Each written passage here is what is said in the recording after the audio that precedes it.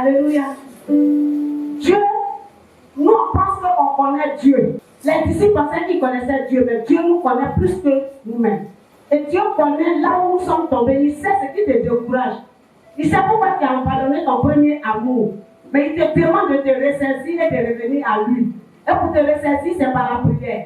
Dieu te connaît. C'est vrai que tu es découragé, mais Dieu aussi a connu la souffrance. Jésus a connu la souffrance. Jésus a connu la tristesse. Jésus a traversé une situation difficile à la croix. Cette situation a été plus difficile. Quelqu'un qui n'est même pas mort. Et puis on prend pour pointer dans sa main. Et puis on plie ses pieds comme ça. Regardez, déjà même maman est comme ça, là, il y a une douleur. Jésus a plus souffert que nous. Quelle souffrance nous sommes en train de subir. Et puis pour cela, on va abandonner Dieu. Reprenons notre amour pour Dieu. Revenons à l'église. Tu viens à l'église, ce n'est pas pour un nom. Tu viens à l'église, c'est pour ton âme. Que le Seigneur vous bénisse. Et dans la suite, c'est dit Dieu te connaît. Au moment où Dieu te connaît, il connaît tes besoins. Mais quelle est ta priorité ce matin? On est toujours dans Dieu te connaît. Dieu te connaît. Jésus-Christ, quand tu suis, il te connaît. Quand tu te réveilles le matin, il connaît ce qui va se passer dans la journée. Que toi-même, tu ne connais pas. Il sait ceux qui vont venir te saluer. Et parmi ceux qui vont venir te saluer, il connaît leurs pensées contre toi. Que toi-même, tu ne connais pas. Il connaît tes ennemis. Des gens vont faire semblant de venir te faire un tour. Mais il connaît ce qui est dans leur cœur. Que toi, tu ne connais pas. Quelle est ta priorité pour Dieu? Qu'est-ce que tu mets en première place dans ta vie? Est-ce comment je vais m'habiller? Et quand il est sorti, quand il avait mon modèle que j'ai un coup là, le modèle là coûte 50 000. Comment je vais faire pour avoir les 50 000 là? C'est ça qui est ma priorité. Et puis, pain là même, là, quand je vais coudre là, je suis que je vais mettre en bas. Regardez les couleurs qui sont déjà dans le pain. Donc, le tissu qui va se marier, mon sac à main, ma chaussure, je vais dire que je vais faire là. C'est ça ta priorité et ta priorité. Alléluia. C'est vrai, les femmes ont un programme sur 60 ans. C'est vrai, on va aller à 60 ans. Mais la priorité est quoi? On va à 60 ans là, toi dans ton cœur là, tu vas à 60 ans, c'est pourquoi? Tu vas à 60 ans pour aller montrer tes différents modèles aux gens. Tu vas à 60 ans pour faire quoi? Qu'est-ce qui est prioritaire dans ta vie? Lorsque tu as ce voyage sur 60 ans, qu'est-ce qui est prioritaire? Étant chrétien, quand tu te réveilles le matin là, qu'est-ce qui doit primer pour toi? C'est que tu te réveilles le matin. Tu dois mettre en première position étant chrétien. Est-ce qu'on me comprend? Tu fais la terre pour que tu ne puisses pas oublier encore pour dire j'ai oublié. C'est le diable qui vous fait oublier les messages. À accepter ça. Je ne suis pas en train de frustrer quelqu'un, mais il faut que tu sois frustré pour que tu puisses te révolter au-dedans de toi-même. C'est le diable. Tu ne veux pas ta réussite là. C'est le diable. Tu ne veux pas que tu te panisses. C'est le diable qui ne veut pas que tu te convertisses normalement là. C'est ce diable là, lorsque la parole de Dieu passe, il vient et puis il parle à ton oreille, il enlève ça dans ton oreille. Alléluia. Et quand tu arrives à la maison, tu te comportes comme un chrétien, tu te comportes comme un païen. Parce que la parole de Dieu n'est pas restée dans ton cœur. Tu vas prier en fonction de quoi? Tu vas te baser sur quoi pour prier? Dieu te connaît. Ne pense pas qu'il ne te connaît pas et que tu souffres seul. Souvent même, il te laisse souffrir. Et puis il est à côté comme ça, et puis il te regarde. Il dit, je vais voir quelle est sa réaction dans cette souffrance-là. Est-ce qu'il va m'abandonner ou il ne va pas m'abandonner? Dieu fait exprès certaines choses. Nous allons prendre Matthieu 6. Matthieu 6, à partir du verset 31. Matthieu 6, à partir du verset 31. Ne vous inquiétez donc point, et ne dites pas, que mangerons-nous? Que boirons-nous? De quoi serons-nous vêtus? Car toutes ces choses, ce sont les païens qui les recherchent. Votre Père céleste sait que vous en avez besoin. Cherchez premièrement le royaume et la justice de Dieu, et toutes choses vous seront données par-dessus. Ne vous inquiétez donc pas du lendemain, car le lendemain aura soin de lui-même. À chaque jour suffit sa peine. Alléluia. Alléluia. Ce matin, le texte qui est devant nous C'est Jésus qui est en train de parler ici. Il est en train de parler à ses disciples. Il est en train de dire à ses disciples que ce qui doit primer pour le chrétien, c'est pas ce que je dois manger même. Je n'ai pas habit. Quel habit j'ai porté pour aller à l'église? Comme je n'ai pas habit là, je ne peux pas aller à l'église. Mes habits sont déchirés. Ou même mes habits sont sales. Je n'ai pas de position sociale. Je ne travaille pas. Je ne travaille pas. Je ne peux pas aller à l'église. Le jour où je travaille, j'irai à l'église. Je peux aussi à l'église, je suis célibataire. Il n'y a pas de garçon là-bas. Comme il n'y a pas de garçon à la MDD, je ne vais pas à l'église. Je vais aller à l'église lorsqu'il y aura des garçons. Comme je fais mes papiers, ça n'aboutit pas, je ne vais pas à l'église. Je n'ai pas mangé hier, donc je ne vais pas à l'église. Jésus dit ici à ses disciples, il dit, ne vous inquiétez donc point et ne dites pas que mangerons-nous, que boirons-nous, de quoi serons-nous vêtus. Car ces choses, ce sont les païens qui les cherchent, qui les recherchent. Votre Père Céleste sait que vous en avez besoin. Alléluia. Faut dire à ton voisin, Jésus sait que tu as besoin de tout ça. Il connaît tes besoins. Il connaît tes besoins. Jésus connaît tes besoins.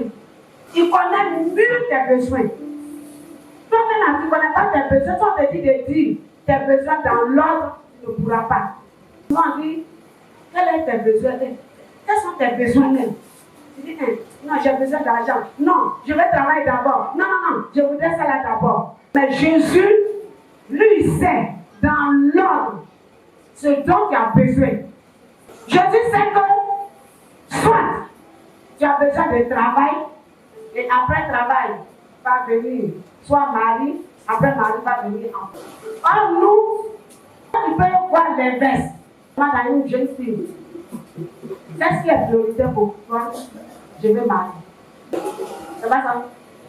Si on demande tout de suite à une jeune fille, qu'est-ce que tu veux que Dieu te donne tout de suite? Mariage. Maintenant, mariage, il va te donner. Et puis tu ne travailles pas, demain, Marie là va faire malin sur toi. Hein? Tu ne peux même pas ouvrir la bouche. Ce qu'il veut de nous, il dit, ne vous inquiétez de rien. Alléluia. Il a dit, il dit, ne vous inquiétez donc point. Tu t'inquiètes pourquoi? Parce que tu n'as pas l'argent, tu t'inquiètes. Aujourd'hui, le monde est inquiet. Quand Jésus va venir, ça va chauffer. Hein? Parce qu'on s'inquiète trop. Sincèrement, on s'inquiète. Toute la journée, tu ne peux pas faire 30 minutes sans t'inquiéter. Qui peut faire 30 minutes sans s'inquiéter? Qui ne s'inquiète pas? Il dit, ne vous inquiétez de rien. Vraiment, soyons délivrés de cet esprit-là. Et soyons délivrés de cet esprit-là. Parce que le diable, il amène les inquiétudes pour tuer notre foi. Il amène les inquiétudes pour tuer notre foi. C'est que notre foi soit réveillée. Alléluia. Tu viens te faire quoi? Quand tu dis tu connais Dieu. Tu connais Dieu. Tu connais Dieu, puis tu es malade depuis des années là. Tu connais Dieu, puis tu es dans une situation sale. Tu connais Dieu, puis personne même ne te considère. Puis tes marchandises ne marchent pas. Tu connais Dieu. Et puis dans ta famille même on t'a oublié. C'est ça. Ne t'inquiète plus. Alléluia. Ne t'inquiète plus. Alléluia. Amen. Au verset 33, il dit ce qui est intéressant et ce qui serait primordial pour le chrétien, le verset 33, il dit cherchez premièrement le royaume et la justice de Dieu. Alléluia. Cherchez premièrement. Alléluia. Tu dois intéresser le chrétien.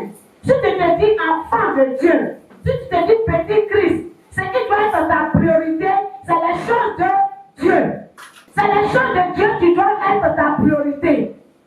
Qu'est-ce qui se passe dans la maison de Dieu? Est-ce qu'il y a des choses dans la maison de Dieu?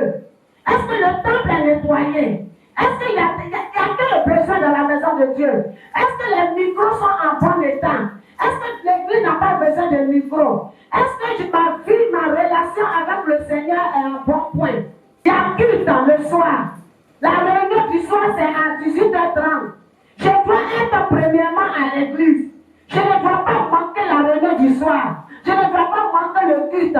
Je dois être à l'heure à l'église. Le dimanche, je dois tout faire pour être à l'église. Je dois prier. Je me réveille le matin, je dois prier d'abord. Je me réveille le matin, je dois méditer la parole de Dieu d'abord, avant toute chose. Cherchez premièrement le royaume des cieux. Alléluia. Combien de chrétiens? Quand se lève, non, entre nous. Combien de chrétiens sommes-nous qui prions le matin?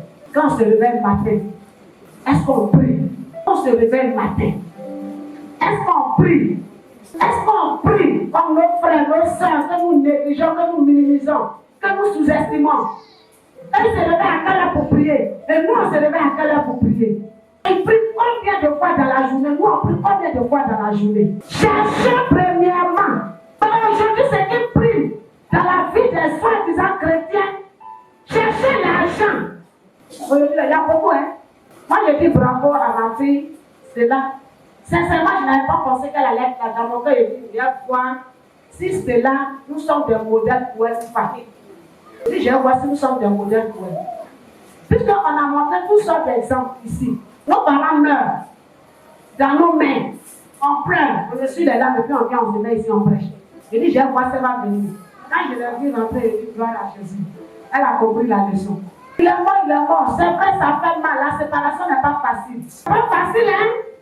Si je vous dis que c'est facile, c'est faux. C'est pas facile. Mais tu n'y peux rien. La personne est partie, c'est son temps, c'est arrivé. Enterrer seul, on ne va pas l'enterrer avec toi. C'est pas pour ça que tu ne vas pas venir à l'église. Surtout que la maison de son papa est tout près ici. Elle va dire, bon, moi j'ai resté à la maison. Si les chrétiens finissent, on va venir me rendre visite. Et on ne va pas lui rendre visite. Oh, là, je quitte l'église parce qu'ils ne sont pas venus me rendre visite. Les choses de Dieu d'abord. Fini de faire pour Dieu, tu vas aller faire pour le monde. Fini de faire pour Dieu. Les dimanches, beaucoup de chrétiens préfèrent rester dans le marché en train de faire leur commerce. Maintenant, quand ça ne marche pas, c'est là qu'on appelle. Pas prier pour moi parce que ça ne marche pas. Non? Est-ce que tu as mis Dieu devant? Est-ce que tu as mis Dieu devant? Vous voyez, le Dieu a mis un système maintenant en place. Moi, je dis que c'est une origine de l'ennemi. Actuellement, là, dans le monde, là, attraper les chrétiens, c'est dimanche maintenant même que les gens travaillent. C'est dimanche au travail.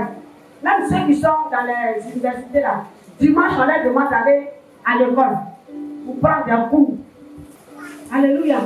Mais pour le chrétien, qui sait que le dimanche il va aller au travail, là on l'oblige à aller, ou bien il doit aller prendre des cours, on l'oblige à aller, qu'est-ce que tu dois faire? Si tu mets Dieu en première position, en fonction du message, qu'est-ce que tu dois faire? C'est pas appeler papa, c'est non appeler papa pourquoi? On dit chercher premièrement le royaume des cieux. Qu'est-ce que tu dois faire? Tu sais que tu ne seras pas au culte. Tu vas aller au travail. Et ça, c'est une obligation. Ou bien tu vas aller prendre des cours, c'est une obligation. Tu te réveilles tôt, tu défonces le diable. Et tu te mets devant ton Dieu. Tu pries, tu confies tout au Seigneur. Alléluia. Alléluia. Si c'est possible que ton église est à côté, tu viens, tu déposes ton offrande, tu déposes ta dîme, et puis tu t'en vas. Si tu ne peux pas le faire, il y a Orange Money, il y a Wave, il y a Airtel Money. Tu balances ta dîme, tu balances ton offrande. Combien de chrétiens le font? Je ne suis pas venu dimanche. Tu n'as pas venu dimanche. Tu as fait ton offrande le dimanche. Tu n'as pas venu, tu as fait ton offrande. Tu n'as pas venu, tu as payé ta dîme. Tu as sécurisé ta vie. Ce sont les petites choses que nous négligeons. Vous recevez vraiment des enseignements. Mais ça fait mal parce que vous n'êtes pas prêt à être transformé en changement. Vous ne savez pas comment rentrer dans vos grâces, dans vos bénédictions. Tout dernièrement, j'ai voyagé. C'est un chrétien qui allait louer une voiture. Il a pris sa voiture, il nous a donné. Il a mis carburant, aller-retour. On allait jusqu'à côté de Noé. Dans la forêt, loin. De Côte d'Ivoire, Ghana. Il a mis carburant, aller-retour. Louer chauffeur, payer chauffeur. Tout le temps on partait. On était des servants de Dieu, on faisait que prononcer des bénédictions. On faisait prononcer des bénédictions pour le chauffeur. Pour lui, jusqu'à le chauffeur même il était gelé. Et pour encore bénédiction sur bénédiction. Vous pensez qu'un tel ne sera pas béni? Un elle ne sera pas bénie. Vous pensez que la personne qui allait enlever 3 millions donnés avec des pour acheter le terrain là ne sera pas bénie? La personne ne savait pas ce que faire avec son argent. Ou bien vous pensez que la personne a jeté son argent? La personne n'a pas jeté son argent. Au contraire, la personne a semé sur une bonne terre. Et ça, ça va porter toute sa vie. Que le Seigneur nous délivre ce matin. Que le Seigneur nous délivre ce matin. Colossiens 3, le verset 2. Affectionnez-vous aux choses d'en haut, et non à celles qui sont sur la terre. Affectionnez-vous aux choses d'en haut. Cela veut dire quoi? Attachez-vous. Dans votre Bible, dans votre verset, il dit attachez-vous. Collez-vous aux choses de Dieu. Attachons-nous aux choses de Dieu ce matin. Alléluia. Attachons-nous aux choses de Dieu ce matin. Arrêtons de courir après l'argent. Arrêtons de courir après les plaisirs de ce monde. Arrêtons de courir après manger. Il y a des gens qui peuvent tuer mon temps par jour pour manger, pour se faire plaisir. Dans ce temps-là, on partait travailler sur le site. Au retour, on passe quelque part là. On dit au mouton. Quoi le mouton là? Alors on appelle ça comment? Au mouton. Et puis quand tu arrives là, la voiture, tu craches à la main là. Ça fait tout dans ta gorge. Je dis allez, on a dépassé quand on a dit retournons. Je dis allez-y, paye-moi ici dans la voiture après. Il dit maman allons. On est allé. Mais quand on s'est arrêté là, moi c'est les autres là j'ai regardé. Des gens qui se font plaisir viennent s'asseoir là. Ils peuvent même dépenser même 100 000 francs là. Après d'acheter un mouton, ils vont manger. Tu finis de manger, puis tu fais quoi? Que les choses de Dieu soient ta priorité. Mais souvent on est dans l'église. Il y a des gens qui sont dans l'église, ils ont de l'argent. Dans leur sac à main, dans leur tissou.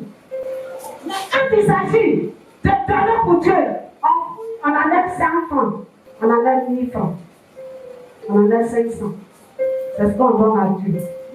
Et les gros pieds là, c'est pas pour Dieu. Les gros pieds sont pour nos chaînes. Les gros pieds sont pour nos sacs à main. Les gros pieds sont pour nos pailles. Alléluia. Les Hollandais qui coûtent 65 000 là. Et puis on s'en rend compte ça à 100 000. Alléluia. Moi-même je cours à Bichet. Donc je connais. Mais ce qui est ma priorité, c'est Dieu d'abord. Lorsque tu mets Dieu en première place, tu es béni. Quand on continue, il dit, et toutes ces choses vous seront données par-dessus. Alléluia. Toutes ces choses vous seront données par-dessus. Lorsque tu mets Dieu en première position, tu oublies ta situation sociale. Et puis tu es tout le temps dans la maison de Dieu. Vous pensez que Dieu va t'abandonner? Vous pensez que Dieu va t'abandonner? Vous pensez que Dieu va vous abandonner? Dieu, il sait quelque chose.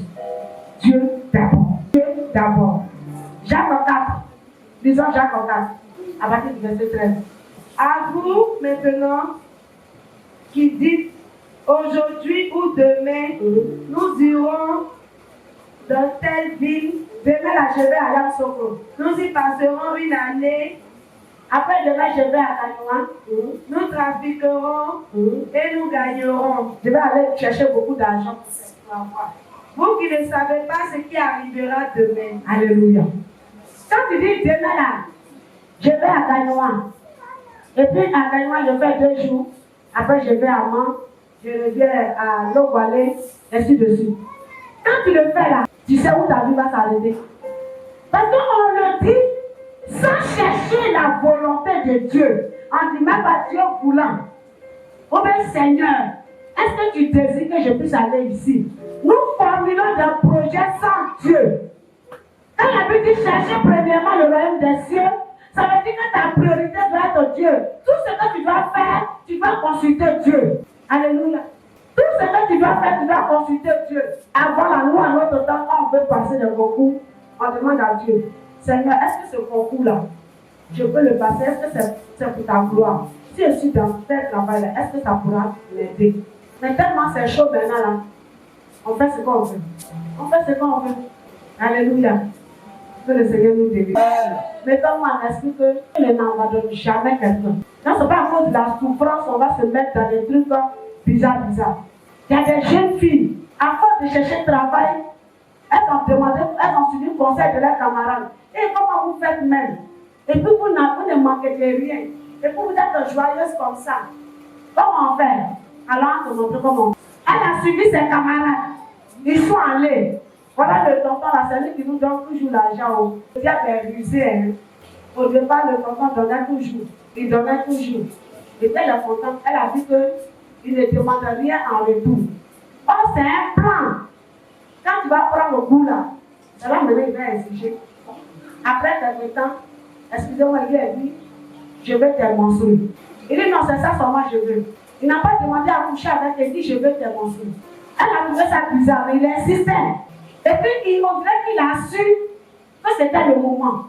Elle a dormi, c'est fini. Depuis ce temps, elle s'assoit, il y a des bêtes, il reste sur la chaise. Il y a des bêtes qui tombent, il reste sur la chaise. Elle vient de vendre sa vie à Satan. C'est lui prend pour faire pour avoir l'argent.